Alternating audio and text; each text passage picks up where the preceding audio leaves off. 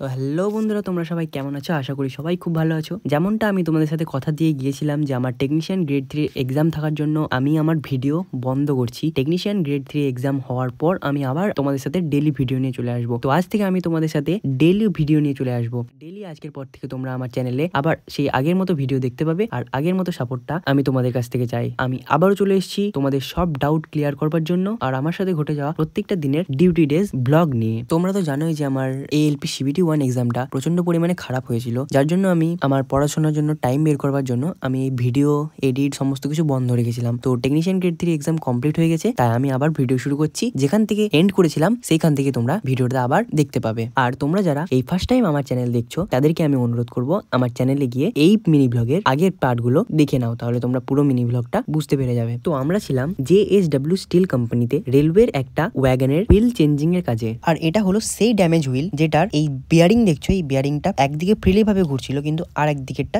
জাম হয়ে গেছিল, যার কারণে এটা চেঞ্জ করতে হয়েছিল। আজকের মতো এইটুকুই থাক, দেখা হচ্ছে তোমাদের সাথে নেক্সট ভিডিওতে।